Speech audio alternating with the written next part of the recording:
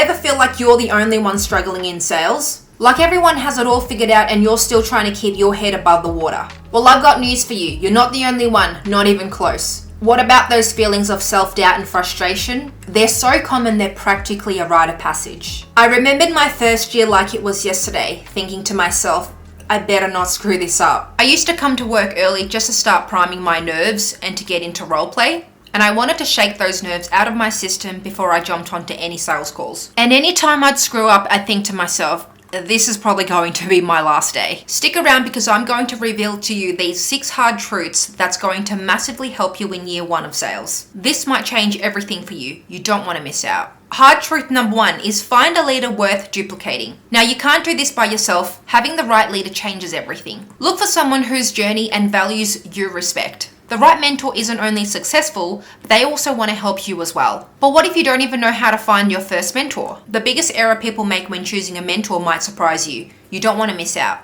Here's what I've learned. There are guides and then there are mentors, and they're not to be treated the same. A guide is someone who can help you along the way, but maybe just not long term. And you have to be able to recognize this fairly early on. Not everyone is going to be with you forever, and that's why I recommend being very picky with your mentors from the very beginning. Find somebody who you want to become in your wildest dreams and somebody who you want to emulate. The trick here is to actually find a mentor who is willing to share with you all of their secrets and they're not going to hold back as well. Look for somebody who's willing to give you specific advice and they're not going to take shortcuts on you. You see, you might admire them, but they don't want to let you in. At this point, I would say keep it moving and continue to focus on yourself. You see, it took a long time for me to find somebody who was willing to give me real feedback. And that person changed everything. Here's the test. Ask for feedback, and if it's vague, keep it moving. But if they take the time to dig in, then that's a great mentor to consider.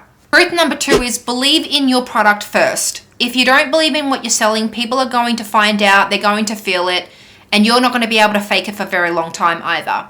The best products or services that I have sold, it's because I was a customer first. I really wanted to work for Zoom because I absolutely loved their platform, and I wanted to roll this out for my own business as well. It's actually best for you to start selling something that you already use, you're familiar with, and you actually understand why customers buy that product as well. Because when you actually really love using that service or that product, it becomes so much easier for you to actually study that on the weekend. And then you don't even have to worry about scripting anymore because it just comes out naturally and you really want to help them. Well, then what if you don't actually believe in the product that you're selling at the moment?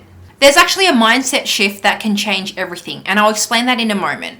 Stop thinking in terms of selling and instead think in terms of problem solving. When I first started selling, I didn't actually know what it is I was selling, so there wasn't really anything to believe in.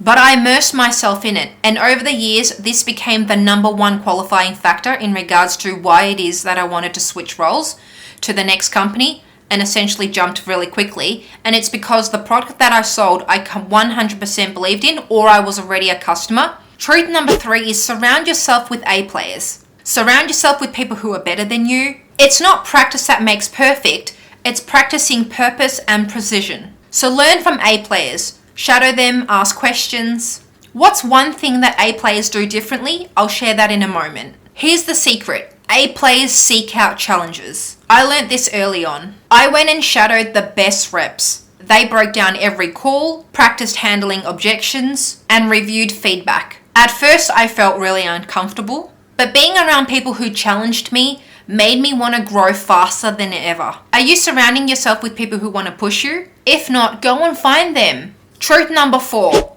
it's harder than you think. It's not just about knowing your product, it's physically, emotionally, and mentally tiring. Scripts will bore you, follow-ups will drain you, and rejection will test your patience. Why do as many as 75% of salespeople fall within the first year? It's because of one critical mistake. Ask yourself if you're making the same mistakes as well. Here's a mistake. They let rejection get personal. When I started, rejection messed up with my head. I thought I wasn't good enough, but rejection isn't personal, it's just feedback. Every no helped me to improve. What saved me was tracking my progress along the way. I focused on getting better at one thing at a time. That kept me going long enough to see results. Truth number 5, patience needs to be your secret weapon. Big commissions don't come right away, and in some industries, it can take months to even build out the pipeline. But here's the good news, you're actually getting paid to learn. Do you know why commissions feel small at first? Nobody talks about this, but it's actually the key to understanding your first year in sales. Early commissions feel small because you're still growing your pipeline, and that takes time. In my first year, I barely made enough to live on. I was on $50K per year, and majority of that went into rent, but I stayed consistent. By year 2, I was on $98K, and I had way more leads than I could actually service.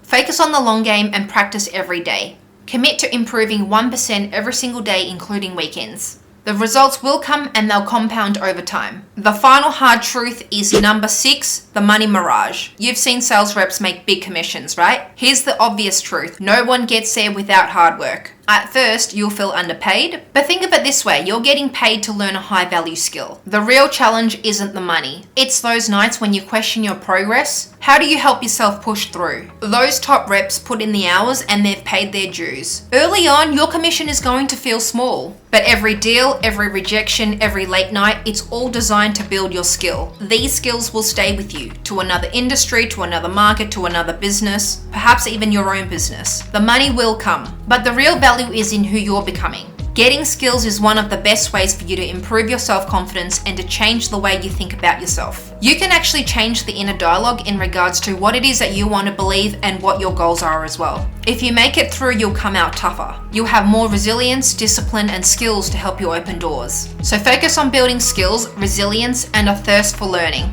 Follow these steps and you won't just have stories. You'll have a foundation for years of success.